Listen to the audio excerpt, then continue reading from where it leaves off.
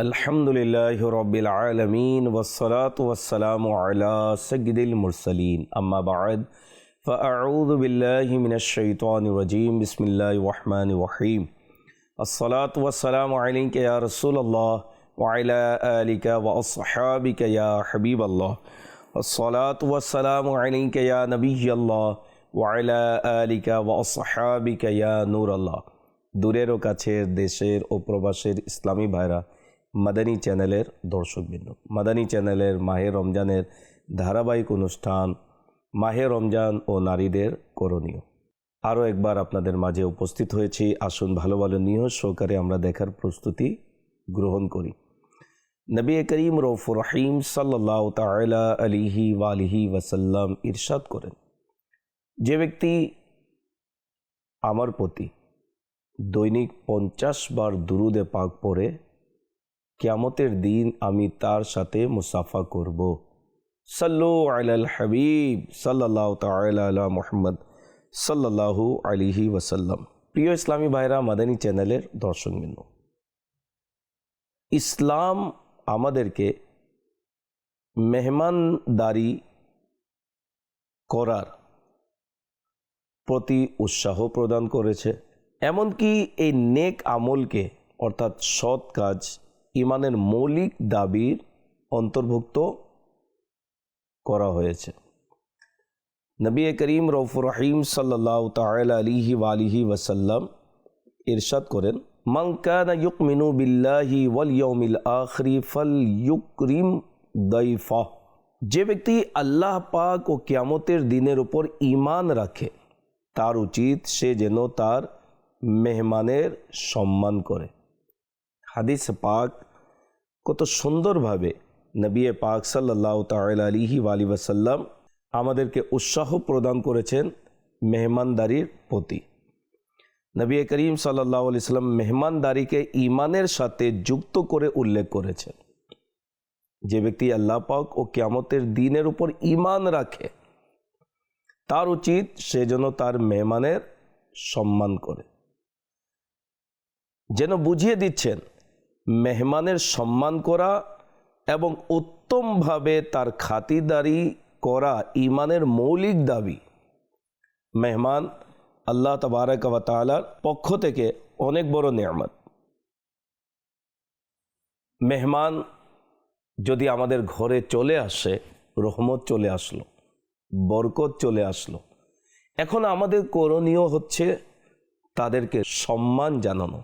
সুবহান আল্লাহ, ইসলামের দ্বিতীয় খলিফা হজরত ফারুক আজম রাদিয়াল্লাহু তাআলা আনহু যখনই মেহমানকে আসা দেখতেন তখন সসম্মানে দাঁড়িয়ে যেতেন। কেউ আরজ করলো, ইয়া আমিরুল মুমিনিন, মেহমানকে দেখে আপনি দাঁড়িয়ে যান কেন? ফারুক আজম রাদিয়াল্লাহু তাআলা আনহু বললেন, মেহমানকে দেখে ফেরেশতারা দাঁড়িয়ে যায়, আমি দাঁড়াবো না কেন? সুবহানাল্লাহ, মেহমানকে দেখে ফেরেশতারা দাঁড়িয়ে যায়। আমিরুল মুমিন ফারুক আজম রাদিয়াল্লাহু তাআলা আনহু এভাবে দাঁড়িয়ে মেহমানদেরকে স্বাগত জানাতেন। আমাদের বুজরুগানি দিনের চিন্তাধারা দেখুন যে মেহমান আল্লাহর পক্ষ থেকে রহমত, বরকত, বিদায়, তারা সংবর্ধনা জানাতেন, রিসপেক্ট জানাতেন, সম্মান জানাতেন। আমাদের অবস্থা ব্যতিক্রম। একটা তো মেহমানকে সম্মান জানানোর দূরের কথা, মেহমান যদি চলে আসে নিজে হেঁটে তখন আমাদের মুখ কালো হয়ে যায়, আমাদের টেনশন বেড়ে যায়। আমাদের চিন্তাধারা এরূপ হয়ে গিয়েছে, মাযাল্লাহ, আস্তাগফিরুল্লাহ। শুনুন, হাদিস শরীফের মধ্যে মেহমানদেরকে সম্মান এবং মেহমানদের সাথে ভালো ব্যবহার করার প্রতি আমাদেরকে উৎসাহিত করা হয়েছে।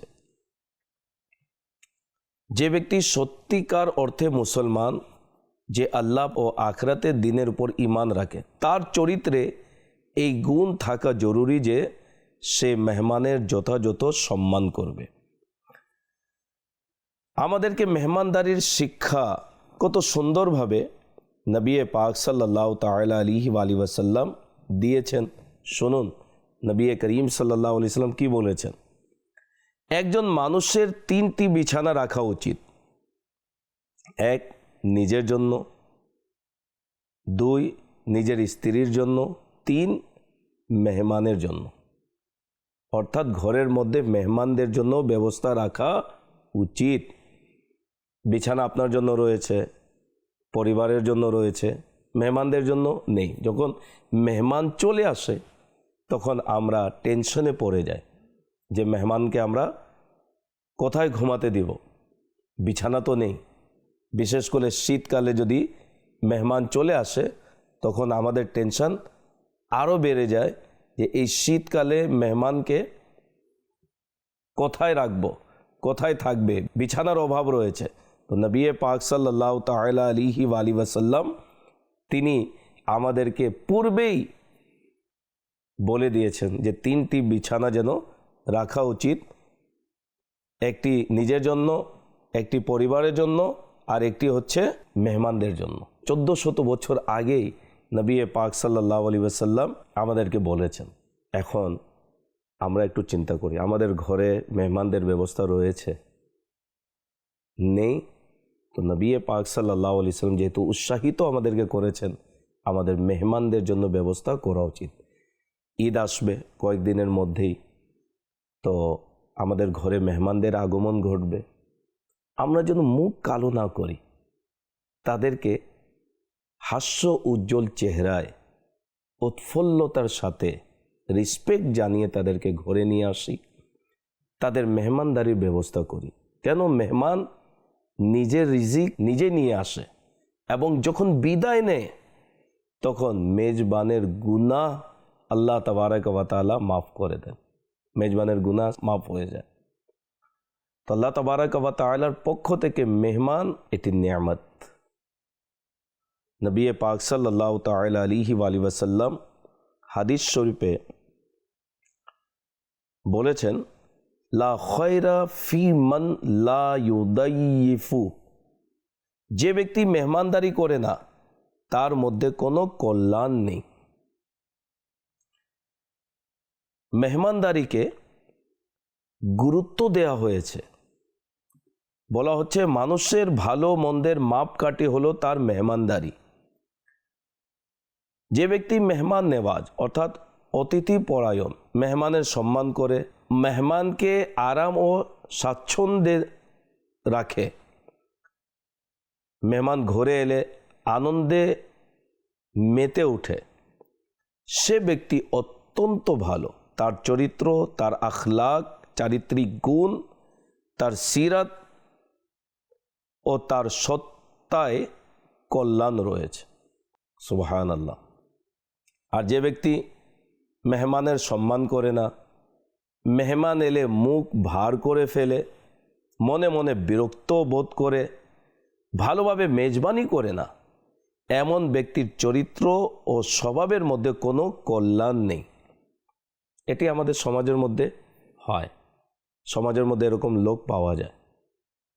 একটা তো মেহমান অনেকের ঘরে আসেও না, মেহমান বিরক্ত হয়ে চলে যায়, একবার আসে দ্বিতীয়বার আসে না।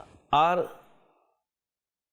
ওই মেহমানকে নিয়ে আবার অনেক জায়গায় সমালোচনা হয়, ভাই আমার ঘরে মেহমান আসছে, যাবার নামই নিচ্ছে না, এত খায়, এত আয়োজন করি, তারপরেও এদের পেট ভরে না। এরকম আমাদের অবস্থা। আর কিছু মেহমানও এরকম রয়েছে যারা মেজবানের সমালোচনা করে, তার ঘরে গেলাম, কোনো আয়োজন করেনি, কোনো রেসপেক্ট আমাকে দেয়নি, শুধুমাত্র 1 গ্লাস পানি আমাকে দিয়েছে, খাবারের সেরকম স্বাদ ছিল না, সেরকম ব্যবস্থা করেনি। আরে শুধু শুধু আমার সময়টি লস হয়েছে, এত আশা নিয়ে গেলাম কিন্তু সে তো কোনো আমাকে আপ্যায়ন করায়নি।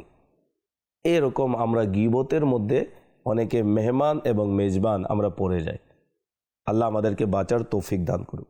আল্লাহ যাকে চান তাকে উত্তম চরিত্র দান করেন। হাদিসের কিতাবগুলোতে রয়েছে, একবার নবী করিম সাল্লাল্লাহু তাআলা আলাইহি ওয়াসাল্লাম কোথাও যাচ্ছিলেন, পথে এক ধনী ব্যক্তির পাশ দিয়ে অতিক্রম করলেন। তার কাছে অনেক উট ও বকরি ছিল, অর্থাৎ বর্তমান যাকে বলা হয় ধনী ও সচ্ছল ব্যক্তি, ধনাঢ্য ব্যক্তি। কিন্তু এত সম্পদ থাকা সত্ত্বেও সে ব্যক্তি দুর্ভাগাই ছিল, নবী করিম সাল্লাল্লাহু আলাইহি সাল্লামের মেহমানদারি করলো না। এরপর নবী করিম সাল্লাল্লাহু আলাইহি ওয়াসাল্লাম এক মহিলা সাহাবীর ঘরের পাশ দিয়ে গেলেন। তিনি ধনী ছিলেন না, তার কাছে কয়েকটি ছোট বকরি ছিল। তিনি যখন দেখলেন নবী করিম সাল্লাল্লাহু তাআলা আলাইহি ওয়াসাল্লাম তার ঘরে তশরিফ এনেছেন, সে খুশিতে আনন্দে আত্মহারা হয়ে গেল। মনে মনে বললেন, আহ কি সৌভাগ্য, আজ মেরাজে দুলহা মোহাম্মদে মুস্তাফা সাল্লাল্লাহু আলাইহি ওয়াসাল্লাম আমার মতো গরিবের ঘরে তশরিফ এনেছেন। সুবহানাল্লাহ। তিনি দ্রুত একটি বকরি জবাই করিয়ে আনন্দ চিত্তে মেহমানদারি করার সৌভাগ্য অর্জন করলেন। এই অবস্থা দেখে নবী করিম সাল্লাল্লাহু আলাইহি ওয়াসাল্লাম ইরশাদ করলেন, দেখো, একদিকে সেই ব্যক্তি তার কাছে উট ও বকরির পাল রয়েছে, কিন্তু সে আমাদেরকে মেহমানদারি করালো না। আর অন্যদিকে এই মহিলা, তার কাছে অল্প কিছু বকরি আছে, কিন্তু তার হৃদয় বড়, সে আমাদেরকে উত্তমভাবে আপ্যায়ন করিয়েছে। এরপর তিনি সাল্লাল্লাহু আলাইহি ওয়াসাল্লাম ইরশাদ করলেন, ইন্নামা হাযিহিল আখলাকু বিয়াদিল্লাহ, এই উত্তম চরিত্র আল্লাহর কুদরতের হাতে। আল্লাহ যাকে চান তাকে উত্তম আখলাক দান করেন। প্রিয় ইসলামী ভাইরা, এই ঘটনা থেকে একটু গভীরভাবে চিন্তা ভাবনা করুন। এই একটি ঘটনার মধ্যে অনেক বাস্তব চিত্র ফুটে উঠেছে।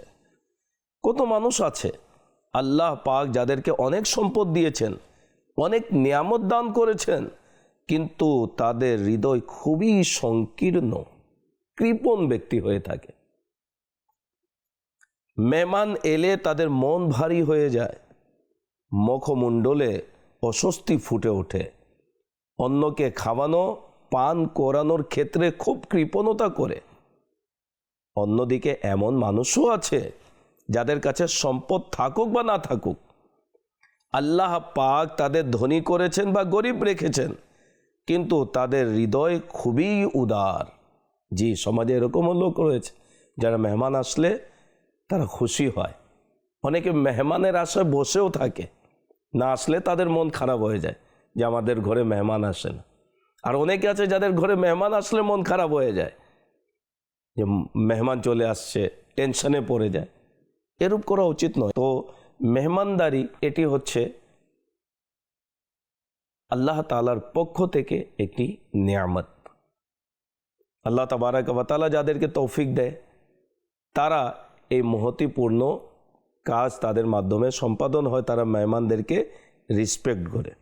এমন অনেক লোক রয়েছে, একবার তাদের ঘরে গেলে তাদের মেহমানদারির ধরন, তাদের আনন্দ ভরা সাক্ষাৎ সারা জীবন মনে থেকে যায়। এগুলো সবই আল্লাহ পাকের দান। আল্লাহ তাবারাক ওয়া তাআলা যাকে চান তাকে উদার মনের ও উত্তম আখলাক চরিত্র দান করেন। এখন আমরা যারা এই অনুষ্ঠান দেখছি, এখন আমরা চিন্তা করি আমি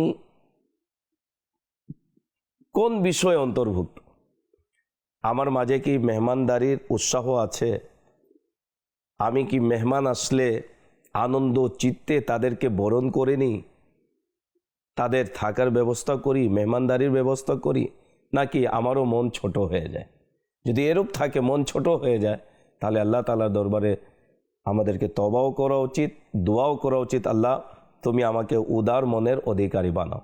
যদি আমরা নিজেকে একজন ভালো মেহমান নেওয়াজ অর্থাৎ অতিথি পরায়ণ হিসাবে পাই, তবে আল্লাহ তাবারাক ওয়া তাআলার শুকরিয়া আদায় করা উচিত যে মাওলা তুমি আমাকে এই গুণ দান করেছো। আর যদি আল্লাহ না করুক, এমন না হয়, আমরা যদি নিজেকে অতিথি পরায়ণ এর ব্যাপারে দুর্বল যদি হয়, তবে এটি চিন্তার বিষয়। কারণ যে ব্যক্তি মেহমান নওয়াজ নয়, অর্থাৎ মেহমানদারি করে না, তার মধ্যে কোনো কল্যাণ নেই, এটি হাদিস শরীফে এসেছে। আল্লাহ পাক আমাদেরকে মেহমানদারি করানোর তৌফিক দান করুক। একটি অত্যন্ত সুন্দর একটি ঘটনা রয়েছে, সাহাবা ইকরাম আলিম রিদওয়ানদের মাঝে মেহমানদারি, আত্মীয়তা পরায়ণ তারা ছিলেন, মেহমানদেরকে রেসপেক্ট করতেন এবং তাদেরকে কিভাবে খাবারের আয়োজন করতেন শুনুন। একবার নবী করিম সাল্লাল্লাহু আলাইহি সাল্লামের দরবারে একজন ক্ষুধার্ত ব্যক্তি উপস্থিত হলেন। নবী করিম সাল্লাল্লাহু আলাইহি সাল্লাম উম্মাহাতুল মুমিনিন রাদিয়াল্লাহু তাআলা আনহুন্না এর ঘরগুলোতে খবর লাগালেন কোথাও কোনো খাবারের কিছু আছে কিনা, কিন্তু কারো ঘরে কোনো খাবার ছিল না। তখন নবী করিম সাল্লাল্লাহু আলাইহি সাল্লাম সাহাবা ইকরামদেরকে ইরশাদ করলেন, কে এই ব্যক্তিকে মেহমান হিসাবে নিয়ে যাবে, আল্লাহ পাক তার উপর রহমত বর্ষণ করবেন। এই কথা শুনে হযরত তালহা আনসারী রাদিয়াল্লাহু তাআলা আনহু দাঁড়িয়ে গেলেন এবং মেহমানকে নিজের ঘরে নিয়ে গেলেন। বাড়িতে গিয়ে স্ত্রীকে জিজ্ঞাসা করলেন, ঘরে কি কিছু খাবার আছে? তিনি বললেন, শুধু বাচ্চাদের জন্য সামান্য কিছু রাখা রয়েছে। এখন আবু তালহা আনসারী রাদিয়াল্লাহু তাআলা আনহু কি বললেন শুনুন। হে আশিকানে রাসূল, মেহমানের কিভাবে তারা খেয়াল রাখতেন। তিনি বললেন, বাচ্চাদেরকে বুঝিয়ে সুজিয়ে ঘুম পাড়িয়ে দাও, আর যখন মেহমান খেতে বসবে তখন প্রদীপ ঠিক করার অজুহাতে উঠে গিয়ে প্রদীপ নিভিয়ে দাও, যাতে মেহমান ভালোভাবে খেতে পারে। আল্লাহু আকবার। এই কৌশলটি করা হয়েছিল যেন মেহমান বুঝতে না পারে যে পরিবারের লোকেরা তার সঙ্গে খাচ্ছে না, কারণ যদি বুঝতে ফেলতো তাহলে হয়তো জোর করত ভাগ করে খাওয়ার জন্য, অথচ খাবার ছিল খুবই সামান্য, তাতে মেহমানের পেট ভরত না। এভাবে হযরত আবু তালহা রাদিয়াল্লাহু তাআলা আনহু মেহমানকে আপ্যায়ন করালেন এবং নিজে ও পরিবারের সদস্যরা সারা রাত ক্ষুধার্ত অবস্থায় কাটালেন। পরের দিন সকালে যখন তিনি নবী করিম সাল্লাল্লাহু আলাইহি ওয়াসাল্লাম এর দরবারে উপস্থিত হলেন, নবী করিম সাল্লাল্লাহু আলাইহি ওয়াসাল্লাম তাকে দেখে বললেন, গত রাতে অমুকের ঘরে এক আশ্চর্যর ঘটনা ঘটেছে। আল্লাহ পাক তাদেরকে দেখে হাসলেন, অর্থাৎ অত্যন্ত সন্তুষ্ট হলেন। এই ঘটনার প্রসঙ্গে আল্লাহ তাবারাক ওয়া তাআলা কোরআনুল করিমের মধ্যে ইরশাদ করলেন, তারা নিজেদের উপর অন্যদের অগ্রাধিকার দেয় যদিও তারা নিজেরা অভাবগ্রস্ত হয়, আর যে ব্যক্তি নিজের মনের কৃপণতা থেকে রক্ষা পায় তারাই সফল কাম। সুবহানাল্লাহ। প্রিয় ইসলামী ভাইরা, মাদানী চ্যানেলের দর্শকবৃন্দ, হযরত আবু তালহা আনসারী রাদিয়াল্লাহু তাআলা আনহু নিজের প্রয়োজনকে পিছনে সরিয়ে দিলেন, নিজে ক্ষুধার্ত থেকে রাত কাটালেন এবং নিজের প্রাপ্য খাবারও মেহমানকে পরিবেশন করে দিলেন। তার প্রতিদান দেখুন, কি অনন্য পুরস্কার। নবী করিম সাল্লাল্লাহু তাআলা আলাইহি ওয়াসাল্লাম ঘোষণা করলেন যে আল্লাহ পাক তাদের প্রতি অত্যন্ত সন্তুষ্ট হয়েছেন। সুবহানাল্লাহ, সুবহানাল্লাহ। প্রিয় ইসলামী ভাইরা, মাদানী চ্যানেলের দর্শকবৃন্দ, একদিকে আবু তালহা আনসারী রাদিয়াল্লাহু তাআলা আনহু এর মেহমানদারির অবস্থা দেখুন, অন্যদিকে আমাদের অবস্থা কেমন। অনেক সময় মেহমানদেরকে আমরা খাবার পরিবেশন করতে কৃপণতা করি না। আপনি দস্তরখানার মধ্যে বিভিন্ন যতটুকু আল্লাহ তাআলা আপনাকে সামর্থ্য দিয়েছে, মেহমানকে খুশি করা এটি আমাদের দায়িত্ব, কর্তব্য। আপনি রেখে দিন, মেহমানের যা ইচ্ছে সে খাবে। হ্যাঁ, যদি জানা হয়ে যায় মেহমানের পছন্দনীয় কি সেটি আপনি আয়োজন করুন, তাহলে সে পরিতৃপ্ত হবে খাবে। নবী করিম সাল্লাল্লাহু তাআলা আলাইহি ওয়াসাল্লাম ইরশাদ করেন, যে ঘরে মেহমান থাকে সে ঘরে কল্যাণ ও বরকত এমনভাবে দ্রুত আসে যেমন উটের কুঁজ থেকে লাঠি গড়িয়ে পড়ে, বরং তার চেয়েও দ্রুত। উটের কুঁজ দেখেছেন, উটের পিঠের উপর একটি কুঁজ বানানো থাকে, তো সেখানে যদি লাঠি রেখে দেন দ্রুত লাঠি পড়ে যায়। তো নবী করিম সাল্লাল্লাহু আলাইহি সাল্লাম উপমার মাধ্যমে আমাদেরকে বুঝিয়েছেন, যে ব্যক্তি মেহমানদারি করে তার ঘরের দিকে কল্যাণ ও বরকত উটের কুঁজ থেকে লাঠি গড়িয়ে পড়ার চেয়েও দ্রুত গতিতে ধাবিত হয়। সুবহানাল্লাহ। শুনুন, মেহমানদারি করলে কি কি লাভ মেজবান পায় শুনুন। নবী করিম সাল্লাল্লাহু আলাইহি সাল্লাম ইরশাদ করেন, যখন কোনো মেহমান কারো ঘরে আসে তখন সে নিজের রিজিক সঙ্গে নিয়ে আসে, আর যখন সে সেখান থেকে বিদায় নেয় তবে গৃহস্বামীর গুনাহ মাফের কারণ হয়ে যায়, মেজবানের গুনার মাফের ওসিলা হয়ে যায়। সুবহানাল্লাহ। কি মহান মর্যাদা, কি অপূর্ব মর্যাদা।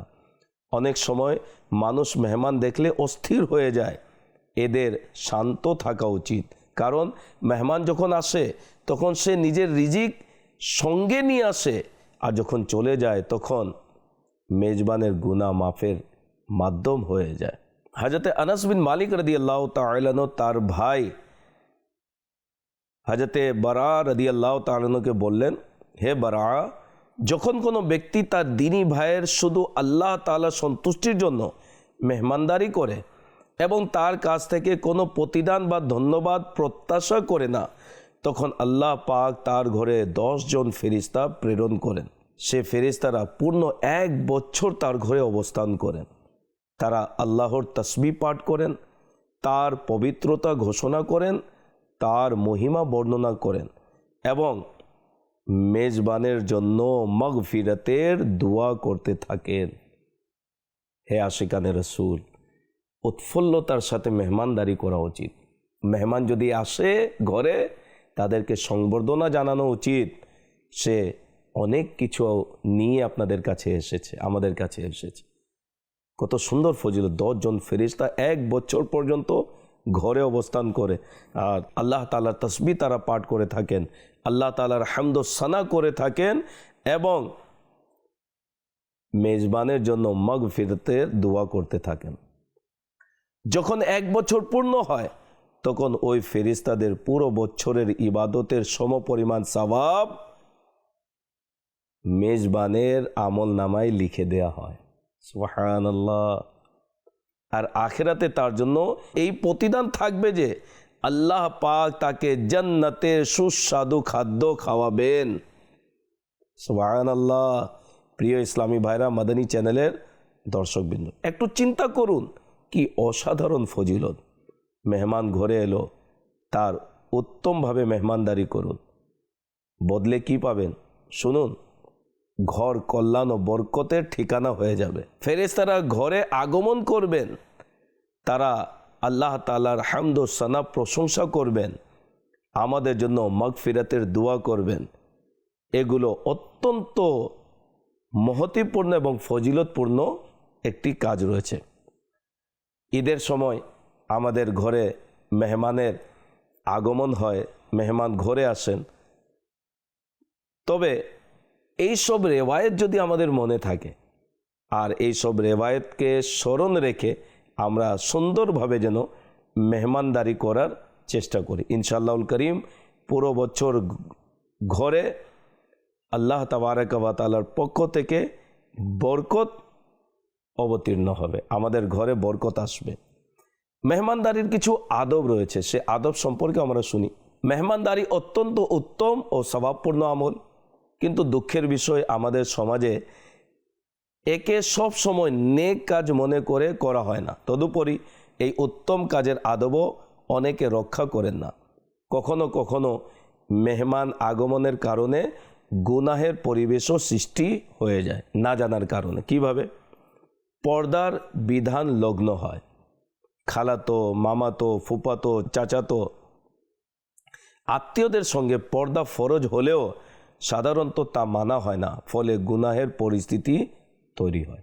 ইসলামী বোনদেরকে বলবো, ঘরের মহিলাদেরকে বলবো, যারা এই অনুষ্ঠান দেখছেন তাদেরকে বলবো, আপনার খালাতো ভাই আসলো, মামাতো ভাই, ফুফাতো ভাই, চাচাতো ভাই, তাদের সাথে পর্দা করুন। আমরা অনেক সময় অনেকে বিবাহিত যাদের বিয়ে হয়ে যায়, তাদের শ্বশুর বাড়িতে তার চাচাতো ভাই আসলো, মামাতো ভাই আসলো, ফুফাতো ভাই আসলো, তখন আমরা পর্দার আমাদের মেন্টালিটি নেই, ভাবি যে আমার তো বিয়ে হয়ে গিয়েছে, এখন পর্দা কিসের? না, পর্দা আছেই, পর্দা করতেই হবে। হ্যাঁ, আপনার রক্তের ভাই, আপন ভাই এসেছে, তার সাথে পর্দা নেই। আপনার বাবা এসেছে, তার সাথে পর্দা নেই। আপনার চাচা এসেছে, আপন চাচা, তার সাথে পর্দা নেই।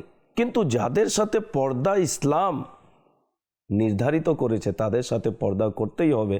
আপনি পর্দার আড়ালে থেকে তাদের মেহমানদারি করুন, ঘরের পুরুষদেরকে তার সাথে বসিয়ে দিন।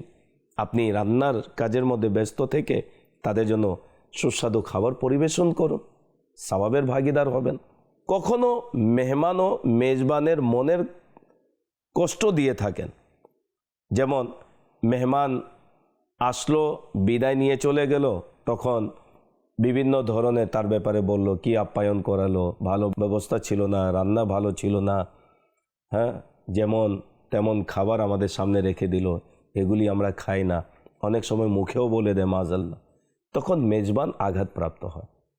মেহমান রহমত হয়ে আসা উচিত, এটা না হয় যে আমরা অতিরিক্ত কথা বললাম, মেজবানের মনে আঘাত দিলাম, খাবার ভালো হয়নি, খাবার মধ্যে খুঁট আমরা বের করলাম, প্লেট পরিষ্কার হয়ে গেল, খেয়ে প্রত্যেকটি আইটেম খেয়ে নিলাম, খাবার পরে বললাম রান্না ভালো হয়নি, তাহলে আপনি খেলেন কি জন্য? হাত গুটিয়ে নিতেন। নবী করিম সাল্লাল্লাহু আলাইহি সাল্লাম খাবার পছন্দ হলে খেতেন, অন্যথায় হাত গুটিয়ে নিতেন, খাবারের মধ্যে দোষ বলতেন না। আমরা একজনের ঘরে গেলাম, সে বিচারা এত কষ্ট করে আয়োজন করলো, আপনি কেমন মেহমান, আপনি খুঁট বের করলেন, রান্না ভালো হয়নি, তো এটা হয়নি, সেটা হয়নি, স্বাদ হয়নি, লবণ বেশি হয়ে গিয়েছে, ঝাল বেশি হয়ে গিয়েছে, আবার আপনি খেয়েও যাচ্ছেন, পুরো প্লেট পরিষ্কার করে দিলেন, যা আয়োজন করা হয়েছিল সব খেয়ে শেষ করে দিলেন, আর এরপরে আপনি সমালোচনা করছেন, মেজবানকে মনে কষ্ট দিচ্ছেন। এরূপ করা উচিত নয়। অনেক সময় এই কারণে ঝগড়া বিবাদও হতে পারে। আল্লাহ আমাদেরকে ইখলাসের সাথে মেহমানদারি করার এবং মেহমানদেরকেও মেজবানের মনোতুষ্টির প্রতি খেয়াল রাখার তৌফিক দান করুক। আমাদেরকে মেহমানদারির যে আদব রয়েছে সেটি জানা জরুরি। মেহমানকে সম্মান করো। নবী করিম সাল্লাল্লাহু আলাইহি ওয়াসাল্লাম ইরশাদ করেন, যখন তোমাদের কাছে কোনো মেহমান আসে তখন তার সম্মান করো। প্রথম আদব হচ্ছে সবারই মেহমানদারি করুন, যত লোক এসেছে প্রত্যেকেরই মেহমানদারি করুন। দ্বিতীয় আদব হচ্ছে আপ্যায়নে তাড়াতাড়ি করুন। মেহমান এসেছে, বসে আছে, ঘন্টা পার হয়ে যাচ্ছে, কোনো আয়োজন নেই, প্রথমে ঘরে মেহমান আসছে, পানি পরিবেশন করুন, শরবত পরিবেশন করুন। মেহমানের আপনার পছন্দনীয় খাবার সম্পর্কে যদি আপনি জানেন সেটি দিন। মেহমান আপনার ঘরে একদিনের জন্য এসেছে, 2 দিনের জন্য এসেছে, 3 দিনের জন্য এসেছে, সেভাবে আপনি তার কাছে খাবার পরিবেশন করুন। কিছুক্ষণ পরপর জিজ্ঞাসা করুন। খেতে যখন বসেছে তার উপর ছেড়ে দিন, আপনার যতটুকু ইচ্ছে, যা ইচ্ছে আপনি নিজের হাত থেকে আপনি খেয়ে নিন, এটি আপনারই ঘর। তাকে স্বাধীনতা দিন। এটা নয় আপনি একেবারে দাঁড়িয়েছেন চামচ নিয়ে, আপনি বের করলেই সে বেচারা খাবে। আপনি ছেড়ে দিন, তাকে অনুমতিও দিয়ে দিন, আপনি আপনার মোতাবেক আপনি খেয়ে নিন, যা ইচ্ছে, সবই আপনার জন্য আয়োজন করা হয়েছে। আর আল্লাহ তৌফিক দিয়েছে, আপনি ভালোভাবে ব্যবস্থা করলেন, তার সাথে নিজেও বসে খান। মেহমানের সাথে বসে খেলে সে খাবারের হিসাব নেই। সুবহানাল্লাহ। দ্বিতীয় হচ্ছে তাড়াতাড়ি মেহমানদারির আয়োজন করা। তৃতীয় হচ্ছে নিজের হাতে মেহমানদারি করো। যদি সম্ভব হয় নিজের হাতেও মেহমানদারি করা উচিত এবং মেহমান এর থেকে জিজ্ঞেস করে দেয়া উচিত। অনেক সময় আমরা তার প্লেটের মধ্যে ঢালতেই থাকি, বেচারা খেতে পারছে না এত স্পিডে, যত স্পিডে আমরা ঢেলে দিই। দেওয়ার আগে জিজ্ঞাসা করুন, এটি দেই আমি? আপনি উৎসাহ নিয়ে, আপনার উদারতা মন নিয়ে আপনি খাবারের ব্যবস্থা করেছেন, এখন কি সব খাওয়াই দিতে হবে? আমি তাকে জিজ্ঞেস করি, এটা দেই, সে যদি অনুমতি দেয় আপনি তাকে দিয়ে দিন। ইনশাআল্লাহুল করিম মেহমানদারি করুন উৎফুল্লতার সাথে, খুশি মনে, আল্লাহ তাআলার রহমত এবং বরকত অবতীর্ণ হবে। মেহমান মেজবানের খেয়াল রাখবে, মেজবান মেহমানের খেয়াল যদি রাখে এবং একে অপরের সম্মানকে যদি আমরা বজায় রাখি, ইনশাআল্লাহুল করিম আমাদের মধ্যে ভ্রাতৃত্ব বন্ধন মজবুত হবে, ভালোবাসা বৃদ্ধি পাবে। আল্লাহ তাআলা আমাদেরকে মেহমানদারি করার তৌফিক দান করুক। ঈদের পর আমাদের ঘরে যারাই মেহমান আসবে তাদেরকে আমাদেরকে রেসপেক্ট জানানো, তাদের আপ্যায়নের ব্যবস্থা করা আল্লাহ তৌফিক দান করুক। আল্লাহ তাআলা আমাদেরকে আমল করার তৌফিক দান করুক। পরবর্তী অনুষ্ঠান দেখার আমন্ত্রণ জানিয়ে বিদায় নিচ্ছি। সাল্লু আলাল হাবিব সাল্লাল্লাহু তাআলা আলা মুহাম্মদ সাল্লাল্লাহু আলাইহি ওয়াসাল্লাম।